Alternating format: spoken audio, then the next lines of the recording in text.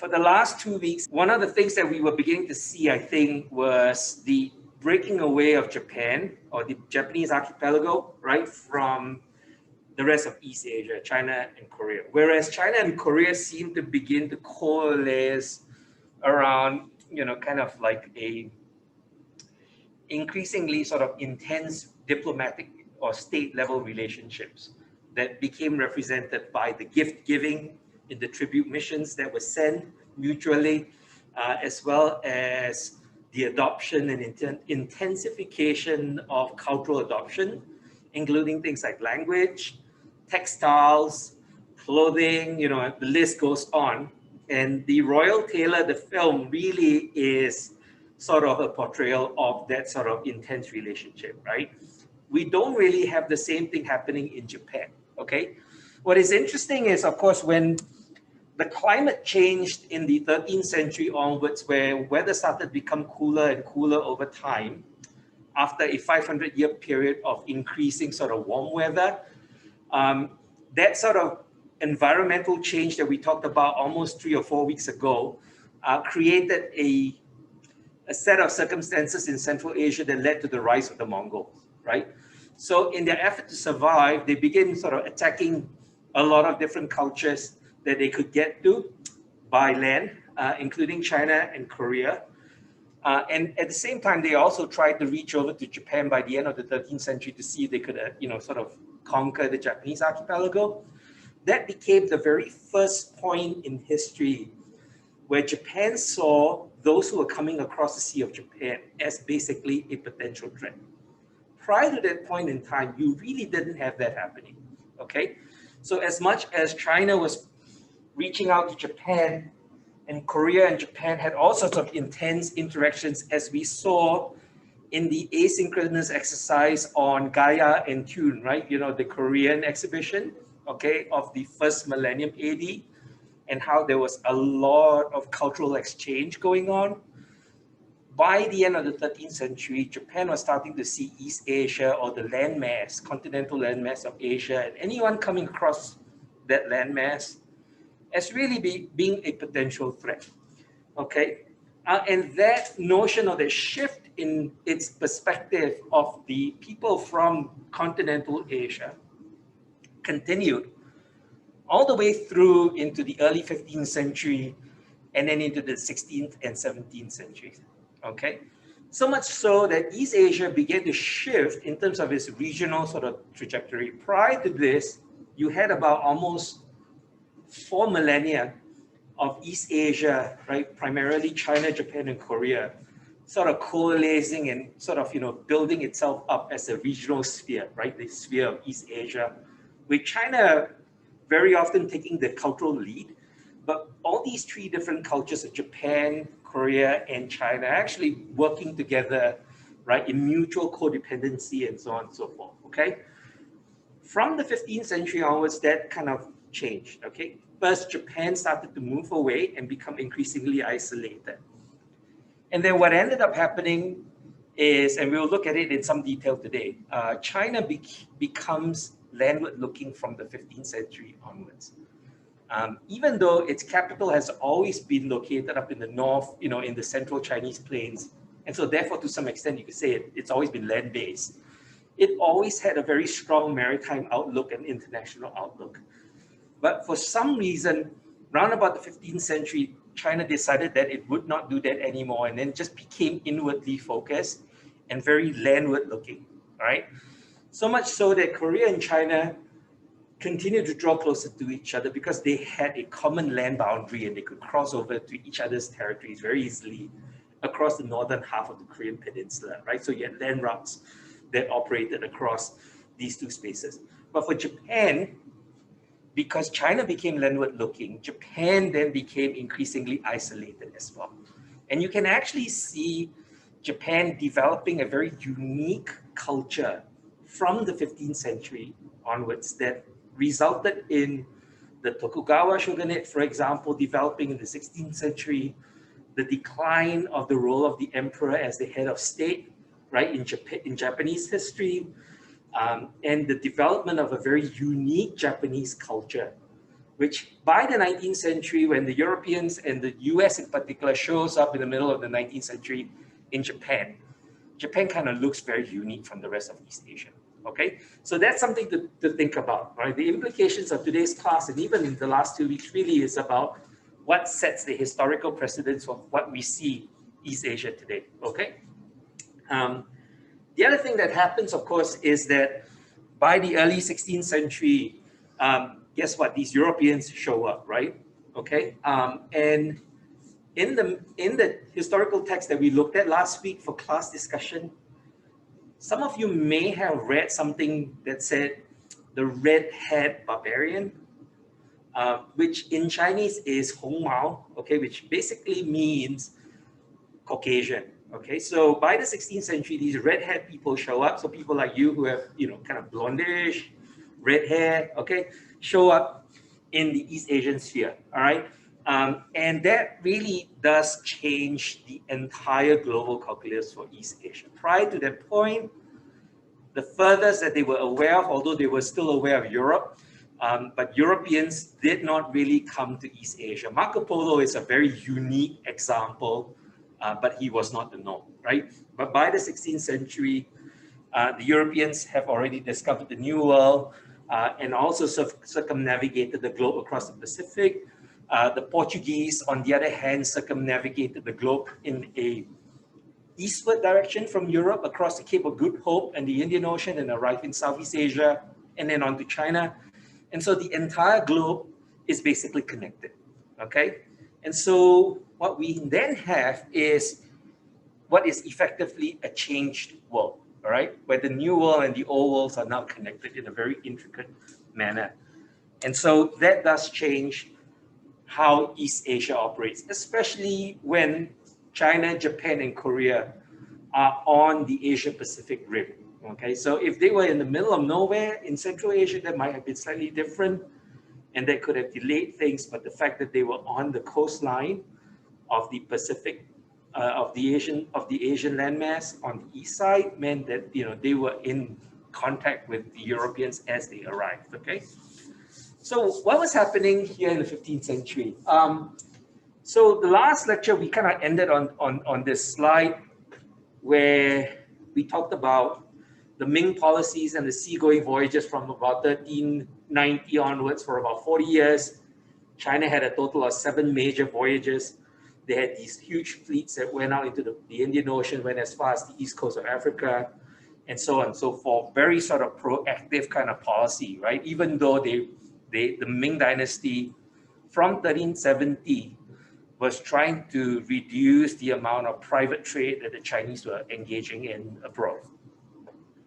But from about 1433 onwards, the Ming court actually had an about turn in its policy, where the Confucian scholars in the court were able to convince the Ming emperor that the maritime expenditures and the policies were actually a tremendous mistake. And it was contrary to Confucian policy of philosophy of state, right? Where you're not supposed to go abroad. You're really supposed to just be concentrating on where you are and rule the land in that way. And attract foreign countries to come to you because of your virtue, by virtue of your imperial virtue, okay? So in 1450, the Ming dynasty instituted what was known as the Ming Maritime Ban, okay? It lasted for almost 120 years and only came to an end in 1567, after which, including during the Ming dynasty until it ended in 1644, but also subsequently in the Qing dynasty from 1644 to 1910, these maritime bans kept showing up every now and then as a means of preventing people from sort of going out of China into the rest of the world, okay? So some of the things that happened in order to sort of facilitate that were quite interesting. One of which was all villages had to abandon their locations along the coastline and move inward by about 60 miles, okay? The other thing that they did was to refocus on the northern frontiers because the capital of Ming China was located here in present-day Beijing. And I don't know if you guys can remember your map quiz from yonks ago, right? So it's up there in the north. 200 miles away from the coastline, obviously, not very far away, but far away enough. But the point was these series of walls that they focused on from about 1450 onwards. Today, if you go to China, this is what you will see, the Great Wall of China. Now, these walls were already built about at least 2,500 years ago. So what the Ming Dynasty did was to sort of reclare and strengthen them, right? So these features here that you see on the slide, these are Ming period features, okay? But the wall itself, the core of the wall, had already been in existence. So what the Ming was doing is basically making a statement that we're going to be refocusing our perspective on the land, right? By the way, the reason why there's so many people on the wall is because this is August, the week where they have the national holiday, so everybody travels. And so this is the 1 week in the year where lots and lots and lots of people, typically would travel in China. So the series of walls along North China, about 2,000 years or so prior to the Ming Dynasty were a series of walls. Some of them were pretty long, but what the Ming tried to do from 1450 was to sort of connect all of them together so that you could go from the west in Central Asia as far as it went all the way to the east, which the wall, by the way, actually ends in the sea, in the Sea of Japan. So that's one of the major things that they did, was to connect the whole thing into like a singular wall. Okay. The other thing they did was obviously to build the wall such that you could actually have troops running from one watchtower to another, as a mark of sort of state power and military power. And so those were the two main things that they did. So they kind of, stopped building the ships and sailing. Instead, they focused all their resources on this wall. And so the result was, of course, we actually then see a whole series of insecurities in East Asia, right? Which historically has connected Japan, Korea, and even places like Southeast Asia, like Vietnam and all that, into the Sinosphere by sea. And then from 1450 onwards, because of China's pullback away from the shores and its inward land focus, China and Korea continues to maintain good overland relationships. But the sea was by and large left unprotected. And so what you had was China losing ground in the maritime realm as a result of that. And this map, which is kind of a 16th century sort of depiction of what was happening in the sea, began to witness Japan attacking the coastlines of Korea and China systematically over time in the 16th century. The Chinese call them piratical activities, but I don't think you can really term that as pirate activity because they're not kind of like dispersed with no logic to them. The Japanese were actually systematically attacking the coastline and the cities along the coast of both China and Korea, looking for resources that they used to be able to gain by trade, right, and diplomatic relations, which by the 16th century were completely cut off to them because China had withdrawn from the sea. And so they were desperate to look for some of these things. And the way they understood how that could be done was to basically attack and pillage the coastal cities that were still around, okay? So hence the Chinese policy needing the villages to move back 60 miles because they didn't have the resources anymore without their own Chinese ships to be able to protect the coastline. And so all these villages had to move back too, okay?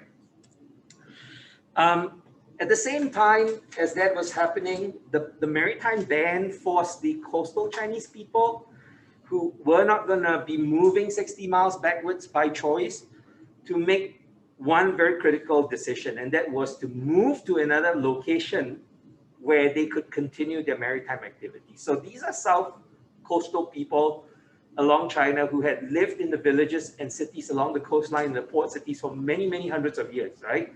Their tradition has been to engage in fishing, to get engaged in international and regional trade. Now they had to decide where they needed to go in order to continue their tradition. And a large number of them actually moved southwards into the ports of Southeast Asia because they were kind of very familiar with the place. They had been trading with Southeast Asia for hundreds of years, if not millennium. And so they knew these places quite well. And so they began to migrate to places in the 15th and 16th centuries in places like Manila in Luzon Island, places like Hoi An in the middle of Vietnam, which became a major port city in the 15th century with a large number of Chinese people.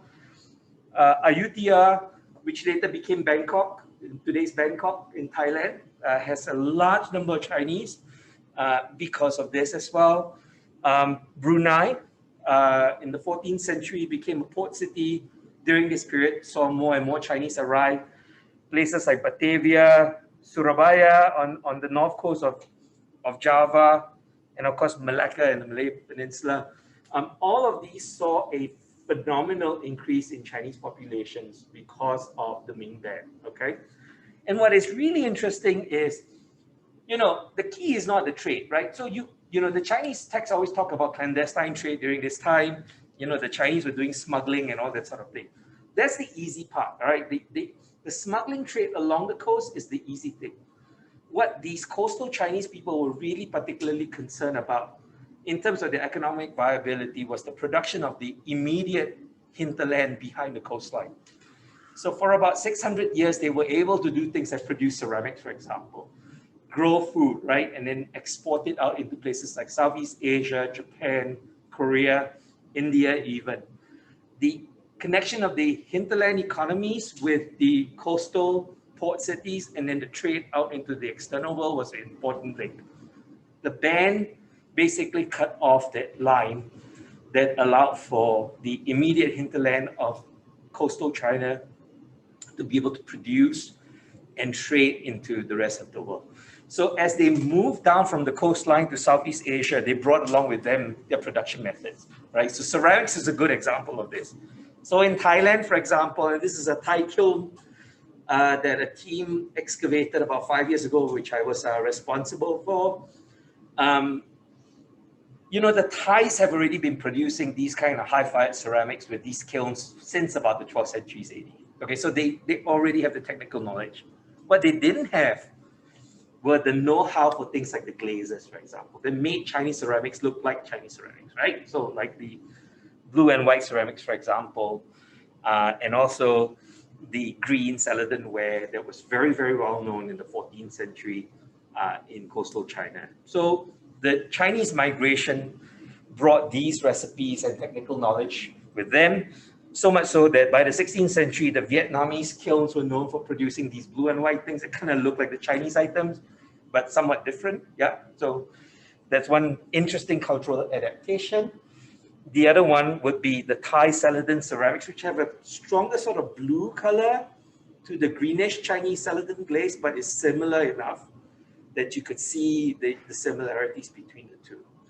And it's not just the ceramic production. The Chinese also brought with them rice production methods, agricultural methods, other things, including one very critical one would be the production of silk. So Vietnam actually becomes a major silk production center by the 16th century, right? Displacing China because everybody's been moving down, okay? So it's not just the trade that came down, it was also what we would call the secondary economic activities and primary economic activities as well. China used to be the one that produced these things. Now it was being produced by Chinese people in conjunction with local Southeast Asian populations in Southeast Asia itself, okay?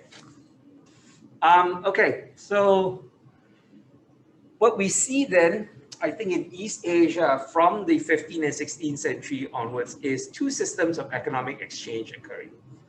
So why this is important is that previously there was only one system of exchange, right? State level exchanges and private exchanges basically came together to converge to become one system in the first millennium AD and the early second millennium AD. But from the 15th and 16th centuries AD onwards, this is what we actually see, right? So you have tribute trade, which is basically state level exchanges between the Ming court and other states, denoted by these black sort of arrows that go back and forth, okay? But then you have another system of trade that is occurring outside of China, right, with the rest of East Asia and Southeast Asia, which is actually centered on the kingdom of Ryukyu, which is the southern end of the Japanese archipelago. There was a kingdom there that emerged in the 14th century, lasted for about 300 years before it was displaced by the Tokugawa shogunate. And in fact, Ryukyu became one of the most important trading countries that tied East Asia together in a trading network. So in the absence of Chinese shipping, Ryukyu becomes the most important kingdom in Northeast Asia that traded with places like, and let me just put that down so that we can see the full map, traded with places like Korea, into places like South Fujian, so basically in South China, Guangdong, which is near today's Hong Kong, yeah, and then into places like Luzon and the rest of Southeast Asia. So the locus of the Northeast Asian trade network was no more the Chinese shipping lines, right, but the what? The Ryukyuan or South Japanese trading lines, okay? And what they did is basically draw everything from these locations here, okay, and then redistributing them all over the place, okay? So that up in Northeast Asia became the shipping network. In Southeast Asia, it was the Chinese ports that the Chinese in the Southeast Asian ports that pushed the trade up towards Japan, Korea, and China. Okay, so the whole shift occurs, and China and Korea becomes passive recipients of trade. So in other words, you're no longer determining how things are going on, what kinds of products you can bring in, you know, what we might be interested in. Instead, you're just sitting and waiting for people to bring things to you. So as all of this is happening in East Asia through the 15th and 16th century, right, in the early 16th century comes an entry of the Europeans into the Asian realm, right? The Portuguese arrive in Malacca in Southeast Asia by 1510. They're in Macau in 1557 and in Nagasaki by about 1580. So within less than 100 years, the Portuguese actually entrenched themselves pretty well into the East Asian sort of, you know, commercial network and geopolitics. The Dutch do something fairly similar, although just slightly later. By 1609, they're in Hirado in Japan. They subsequently moved to Nagasaki for various sort of political reasons on the Japanese side, but the point being by the beginning of the 17th century, the Dutch are also on the scene, okay? The Dutch based themselves in East Asia in a place called Batavia in Java by 1619. And by 1624, they have a fort. It's called Fort Zeelandia on the island of Taiwan, across from the Chinese coastline.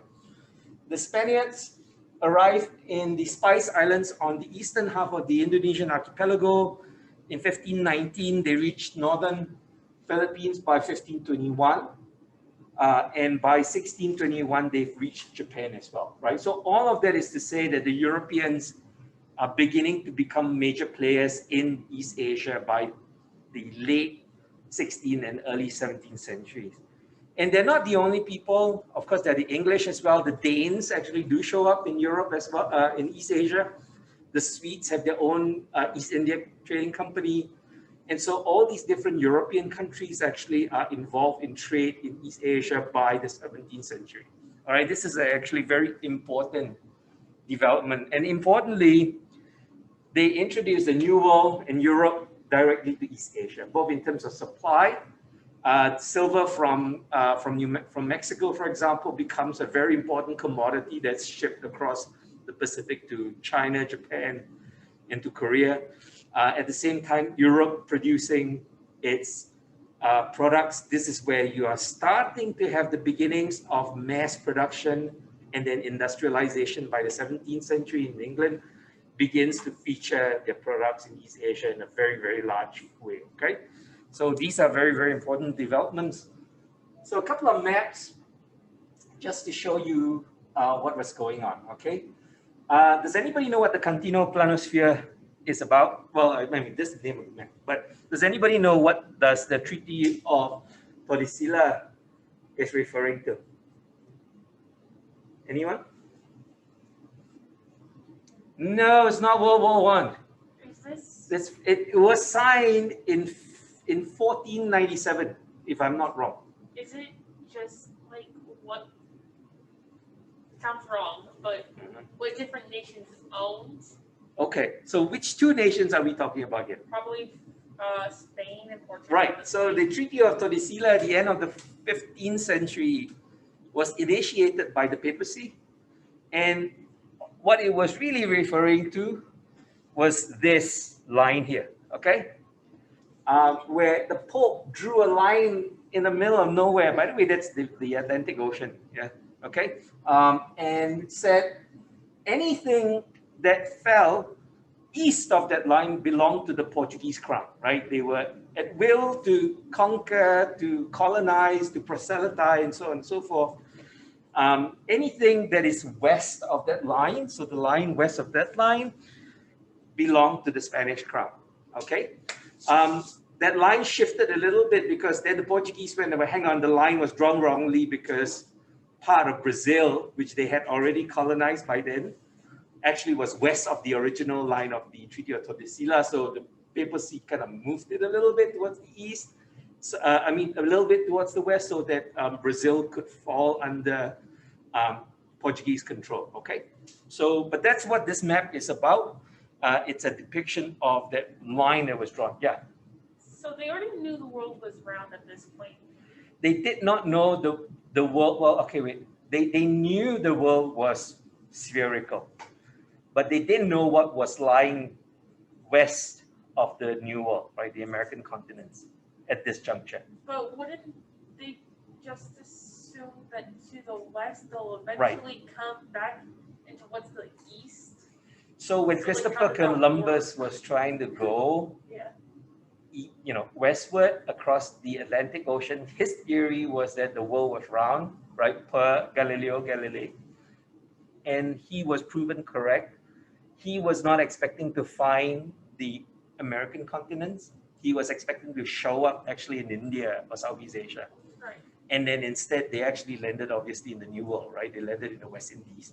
So, but then at this juncture, they knew the world was round. In other words, technically, they knew you could walk around, eventually come back to something that you were familiar with, right? They just did not know what else was lying west of this area at the beginning of the 16th century. That's part of the reason why they started to explore the South American continent and finally made it the other way around and sailed across the Pacific and arrived in the Spice Islands in Indonesia after that. So they weren't really concerned of if Spain was like, okay, we're going to keep going west. Right. That they eventually hit Portuguese again. Yeah, so they were aiming for places like India and Southeast Asia, which they already knew existed because of people like Marco Polo. The Muslims were trading in Indonesia, in places like India and so on and so forth. So they already had that geographical knowledge, right? Either firsthand or by proxy. It just was a question of how far did you need to go west before you actually arrived in these places. You see what I'm trying to say? Okay. Yeah. So, and that's part of the reason why Ferdinand Magellan's voyage across the Pacific was so important, because it actually demonstrated the connection of the entire globe to them. When they finally showed up in the Spice Islands in Indonesia, I went like, wow, this is somewhat familiar place because we've heard about these spices like cloves, right, and nutmeg from these traders in the Middle East, all these centuries, and this is where they are. This place is where these spices are produced. And so that was I can't remember the exact date of the circumnavigation. It's like 1516 or something like that. And then that connected all of the globe together, basically, in a physical way, okay? Well, why am I putting this? Because this is not world history. This shows up in my world history class as well, but I'm not doing world history, so it's not so much the world history that's important. What is important is their level of knowledge. So they knew the African continent relatively well, right? They knew the Indian subcontinent relatively well. They also knew about the island of Sumatra and the southern tip of the Malay Peninsula, but they had no idea where China was from the sea. Okay, this is the beginning of the 16th century for the Portuguese and the Spanish. 50 years onwards, within 4 decades, they basically now know where exactly China is located from a seaward point of view. Okay, which means that they are beginning to sail there, arriving there, engaging in interactions, coming back, and so on and so forth. Okay, and then within about another 50 or 60 years, and this time it's the Dutch, right? All these places along the coastline of India, as well as the Straits of Malacca, the north coast of Java, the north coast of Borneo Island, the northern part of the Philippines, as well as the coastline of China, and then these little bits of the southern half of Japan, including Kyushu Island, which is where the, all the Japanese sort of kingdoms have been located so far. All of these places are known to the Europeans by now. Okay, something is missing from this map though. Does anybody know what's missing from this map? Korea. Yeah, Korean Peninsula is actually missing. So they actually have no idea about the existence of Korea at this point in time, at least for the Dutch. Yeah. Would it also be safe to assume they don't really know much about China or Japan? Well, so they don't know a lot about Japan. It's like missing half of them. But they do know quite a bit of China along where the coastline, but not what? Inland. Okay. So that actually is a very important distinction in terms of European contact and interaction with China during this point in time. Okay. So that's a good observation. So just as a final map, just to have a sense of where we are, by the time you get to the 18th century, which is kind of the start of history 251, notice this line. It goes from Europe across the Cape of Good Hope, across the Indian Ocean, connecting Southeast Asia, and obviously from there to China. But then there's also another line that goes where to? California, connecting down the west coast of South America, upwards into the Atlantic. Okay, so this is kind of how navigation is seen globally by the beginning of the 18th century. And so basically you have a connection of the whole world. And importantly, by the 18th century, you actually get the sense that the Europeans are now starting to be aware of the Korean Peninsula, okay? And Japan, at least the southern half, again, is relatively what? Well, sort of understood, but not the northern half, right? The Hokkaido Island and so on and so forth are still not really very well understood, okay? So this is the world as we understand it by about the beginning of the 18th century. And the impact is pretty significant. One, East Asia becomes connected to the global economy. When New World silver becomes an important commodity that's traded into East Asia. The Ming Dynasty and the Qing Dynasty after that begin to move away from copper coinage as its main sort of unit of value, store of value, and instead adopts silver as the de facto currency. All right. You can only do that if you have sufficient supply of what? Silver. So where does the silver come from? Comes from the New World. Okay, from basically it's the mines in Acapulco and South America that feeds East Asia with the silver. Okay, Japan interestingly has some of that supply, but the amount that is fed into East Asia is relatively small because obviously Japan doesn't have a huge store or sort of geological store of silver. Most of it does come from the New World. European manufacturers begin to show up in East Asia, including manufacturers that are produced by colonies that are held by European colonial powers in places like India. So opium, for example, begins to be exported into East Asia in a very, very big way because it's manufactured in large quantities in places like Afghanistan and exported out of India. Okay, so some of these things begin to appear in East Asia. They are known, by the way. Opium has a very long history in East Asia, right? Okay, there are records of it since the 10th century, but volumetrically, it only really spikes in the 16th and 17th century when the Europeans become major players in East Asian trade. Okay, and at the same time, you have new demand markets for East Asia. So ceramics, silks, in particular, these two begin to show up in Europe in a very, very important way. Indian furniture, Chinese furniture, Japanese furniture. Interestingly, relatively little Korean material actually shows up in the European market. And then they get exported onwards to places like South America and North America as well, okay? So anybody heard of Vermeer? It's a very, very well-known Dutch painter from the 17th century. And Vermeer actually produces a series of paintings that actually depict things like blue and white ceramics, and so on and so forth. All of that is from this period of time, okay? Sort of demonstrates the market that is there. And of course, along with Western incursion into East Asia, a number of interesting sort of things like Western knowledge. So gunpowder is one. Now, gunpowder was actually invented where? Does anybody know where gunpowder is invented? China. Yeah, it was actually invented in China as what? Fireworks. Fireworks, right? And the Chinese were actually quite smart. The story that the Chinese were not very smart, they only knew how to make fireworks, didn't know how to put it into a cannon, to fire a hard ball at somebody else, it's a lie, okay? By the 14th century, the Chinese did have cannons and, firearm projectiles and all that sort of thing. The one thing that the Europeans did, though, that gamed the Chinese was actually the invention of the iron cannon. So the Chinese would cast the cannons with bamboo. So you would hollow out a bamboo and you would fire these projectiles. It was more sound than actual impact. And then they also had copper or bronze cannons. Europeans were the first people to actually cast cannons with iron. And what that did was, because iron is a lot harder than bronze, they were able to actually use cannons not just for sound effects to frighten soldiers and horses, but actually use cannons for firing heavy projectiles towards buildings, okay? The result was the development in Europe of what we call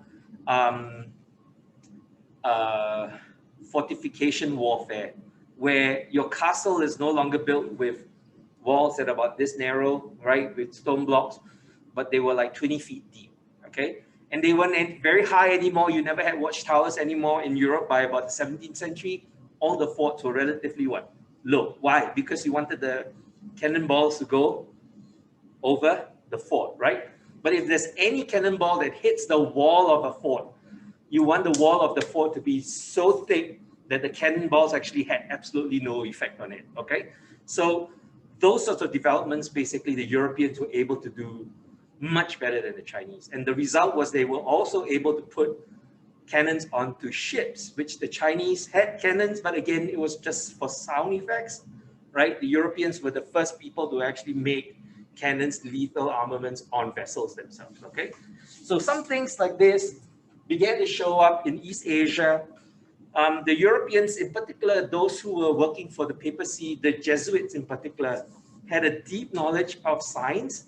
This is the point in time when the Enlightenment was becoming a big thing in Europe as well, right? So you had astronomy, mathematics, chemistry, physics, I mean, you name it, all the natural sciences. The Europeans were basically steeped into that. So much so that when they appeared on the East Asian stage, they actually brought their knowledge with them to share with the Chinese, right? And the East Asians were not able to be as competitive as they were, right? Just marginally, kind of a little behind the Europeans, but nonetheless a little behind, okay? And the third thing that was really important was something along the lines of what I would call a clash of civilizations, where the Europeans were bringing Christianity, but at least at this point, it was Catholicism with the Jesuits. And then along with that, obviously, Western notions of philosophy, including ideas of democracy, right? And representational government, Plato's Republic, for example, is made known to China by the 17th century, okay? And these are contradictory to what was going on in China for at least 2,000 years, which was basically autocracy and dynastic rule. Okay, so you actually had these philosophical disjoints that were happening as the Europeans showed up. So here's a lithograph of 3 different portraits that were done round about the 18th century, actually. So they're kind of a little apocryphal, but they refer to 3 very important people, and they're not the only ones who were in China at this time, okay? But they're 3 very, very well-known ones. So the first guy is Matteo Ricci, right? Everybody knows Matteo Ricci, okay? One of these major Jesuits that showed up in China by the middle of the 16th century. And Matteo Ricci is very old school, so the amount of science that he brings is relatively small. But he's known for the production of a world map that has Chinese names for all the place names from Europe and the New World all the way to East Asia. Okay, so the idea of propagating European knowledge into the East Asian sphere, right, is what Matteo Ricci is known for. And particularly, he was known for this one point here, which is rendering, let me see if I can draw this properly, rendering Catholic theology into a comprehensible way for the Chinese psyche. So he had to explain, for example, who God our Father is, right, into the Chinese. Like if you've never had Christianity or Judaism taught to you, and you have for centuries and millennia grown up with what we call Confucian ideology, right, and the concept of the Son of Heaven, and then maybe Buddhism, the notion of God the Father is quite difficult to explain to you. The notion of the Holy Spirit is very difficult to explain to you too, right? The notion of, who Jesus is, for example, is going to be extremely challenging, okay? Because it's just culturally so distinct. And so Matteo Ricci is one of the first Jesuit priests who tried to articulate these theological concepts to the Chinese court, right? That made sense from the Chinese psyche, okay? And so he was picking out terms from the Chinese vocabulary that would help him explain that. He was picking out Confucian ideologies that actually were kind of similar to Catholic theology that he could utilize in order to explain Catholicism to the Chinese. And interestingly, he actually managed to convert a couple of people in the Ming court. So he was relatively successful, at least from an intellectual point of view, okay? Couple of decades later, you have people like Johann von Bell, for example, and these were, again, Jesuit priests. They kept coming to the Chinese court and brought with them the European sort of knowledge, right, scientific knowledge. So Johann von Bell was particularly known for helping the Qing court, which was established in China in 1644, to calculate and recalibrate the Chinese calendar. So the Chinese calendar is a lunar calendar that's kind of a little off compared to the solar calendar. And so Johann von Bell helped them to sort of recalibrate that so that they could have a much more accurate calendar to utilize, right? And he was actually an astronomer in the Qing court. So there was actually not the kind of like contestation, right, that we kind of think about in terms of European incursion. There was actually some kind of a collaboration that was going on, okay? Ferdinand Verbiest, who is another one, right, who shows up in the Qing court in 1644. And what he does is, again, they do a recalibration of the Chinese calendar, but at the same time, he was appointed the head of the mathematical board in China. So can you imagine a European being appointed as as the head, like kind of the dean of the College of Mathematics in China, okay? So that was the kind of role that he played. And he was also responsible for rebuilding and re-equipping the Beijing Observatory. The major contribution in terms of the equipping is actually this thing here, which is the telescope, okay?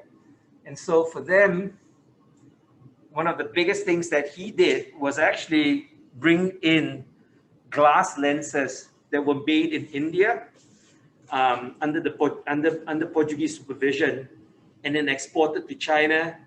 And so he then taught them the Chinese how to construct a telescope, an optical telescope, and use that for observation of the celestial sort of phenomenon and so on and so forth. So these three are important because they actually signify not really contestation at this juncture, but in fact a substantial collaboration between the West and the East. Okay. With China actually exhibiting a couple of interesting manifestations by this point in time, okay? And that is that they were actually somewhat behind, okay? East Asia was starting to show substantial economic stagnation in terms of its growth rate by this point. There was relatively little, what I would call capital accumulation in East Asia, because most of it was in the hands of the state, the literati, the landed gentry, and so on and so forth. And people didn't really have that opportunity to sort of rise in capitalism. Whereas Europe on the other hand, was fervently anchored in mercantilism. So the competitive, like the pie is this one size, right? So if my slice of the pie is this size, yours is going to be what? This size, okay? So if I want to grow the slice of my pie, I'm going to have to do what? Take your slice of the pie, okay? So mercantilism is basically a zero-sum game, right? Man eat man, let's see who actually emerges at the top, and the economic pie is fixed, okay?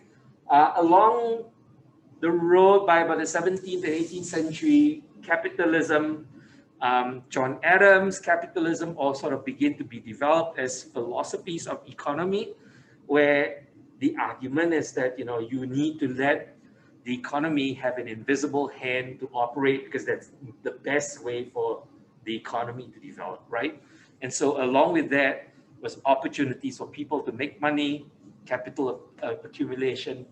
In East Asia, instead, there was a focus back on historical tradition, the role of the state, the land and the state.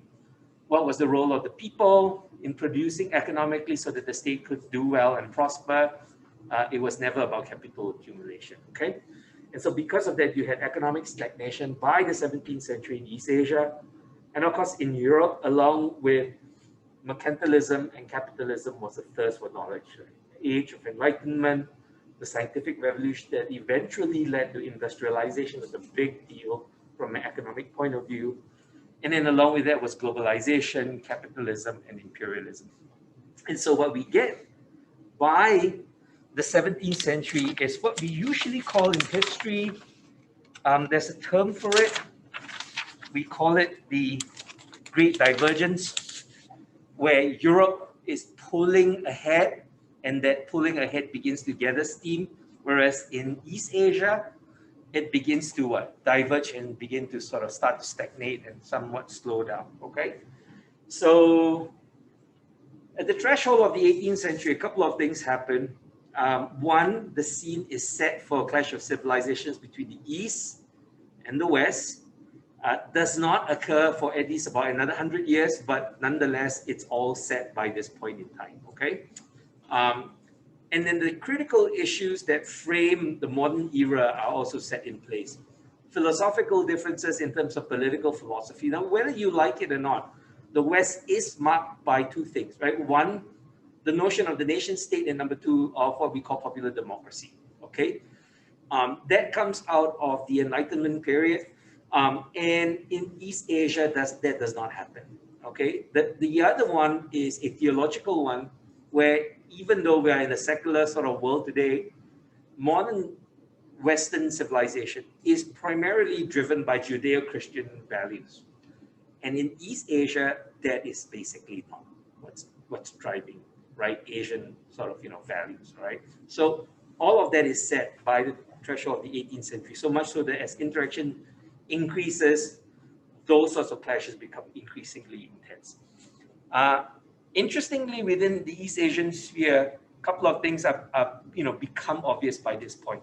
One is that trans-regional interaction is no longer as amicable as it was before. All right, so Japan, for example, is no longer in good relations with like China and Korea.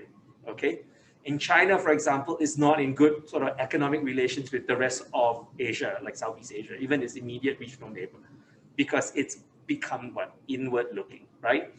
At the same time, you get a contestation as opposed to cross-cultural fertilization because of that. So you're no longer exchanging and sharing ideas like we saw in the first millennium AD and early second millennium AD. What we get is basically a clash of cultures, even within East Asia itself. Japan has its own distinct culture. China and Korea kind of somewhat shares that, but that falls away by the 19th century, okay? And so the result is that all three cultures in East Asia that we've been seeing all through this sort of 14, 15 weeks so far become relatively weak by world standards by the 18th century.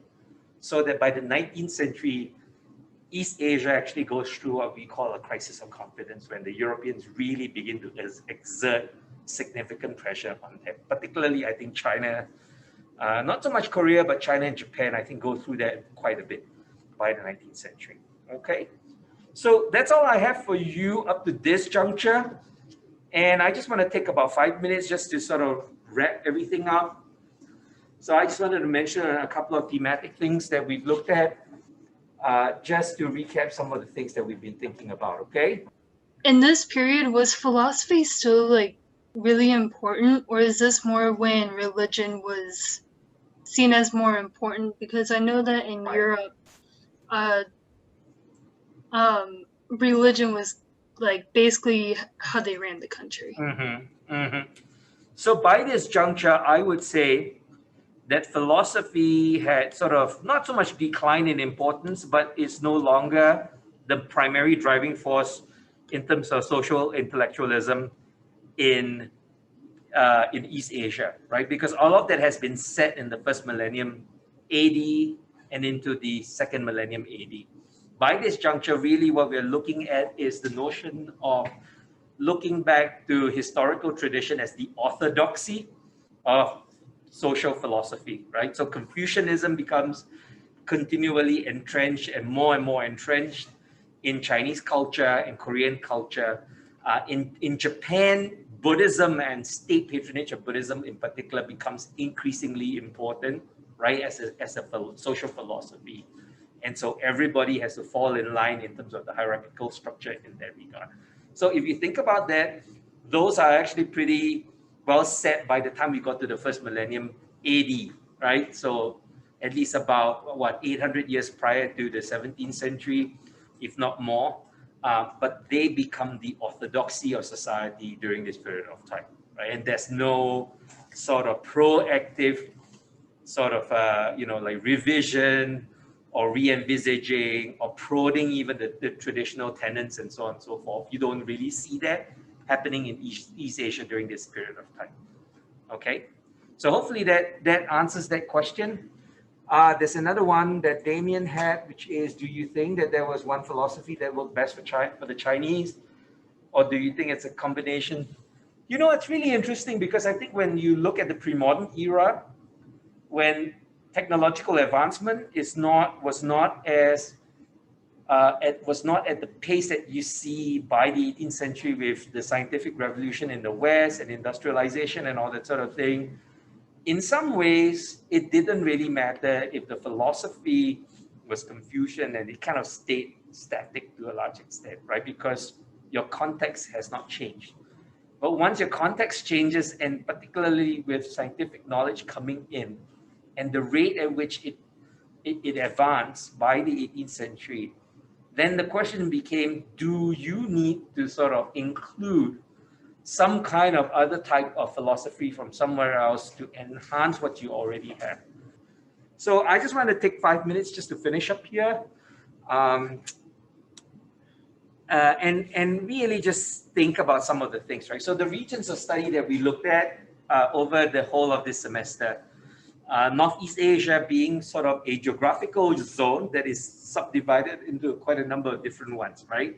The subtropical, and then you have the north, and then of course you have Northeast Asia where Korean Peninsula and Japan is located. And then along with that is the time period where we try to synchronize all three cultures together, but understanding obviously the stages of social formation, including agriculture, urban settlements, and dynastic periodization and political rule actually occur quite differently in East Asia. So it's important for us to not sort of think of the chronology as completely synchronized as a singular chronology, but three different chronologies that actually coincide here and there over the course of time, okay? The role of climate and geography is particularly important because of how it provides the opportunities and the crisis for state development and large-scale social organization, okay? So much so that the rise and collapse of states in East Asia is highly dependent on climate geography, and then along with that, the acquisition of technology by people. And then finally, I think one of the things that we really spent quite a lot of time on was looking at the concepts of state and social political entities in East Asia. That I think is one of the biggest contributions of East Asia and East Asian society to human history, is the complexity of state organizations and socio-political entities. even though they borrowed from each other, I think this is one of the unique contributions that East Asia has given, I think, to world history and human history. So the last bits, which has to do with our class, obviously, is this sort of convergence between primary material and secondary material, right? Secondary material being primarily your textbooks, but then I think we really looked at quite a lot of primary sources, including like artifacts, textual translations, for example, archaeological material, UNESCO sites, and so on and so forth. And I think one of the things I hope that you've taken away with you from this class is the understanding that these sources are wonderful, but they all come with their varying levels of importance, their uses, and also their constraints, right? Some sources will tell us a lot about certain things, but not certain other things. Some sources, you can only really push them that far because that's how we can understand them. And in the absence of context, it may be very difficult to think about how else to really think about them. And I think Jomon pottery is probably one of the best examples of that, right? The complexity that Jomon pottery is produced by the 7th century BC is phenomenal, but nobody knows why, or why they looked that way, how did they acquire the technology, and so on and so forth. So there are some really significant constraints with these materials, okay? So hopefully, those are the things that we've talked about a lot in this course, and hopefully you've gained somewhat of a better knowledge of pre-modern East Asia. Hopefully you've had a lot of fun looking at some of the things and including doing some of the things that we've had in this class.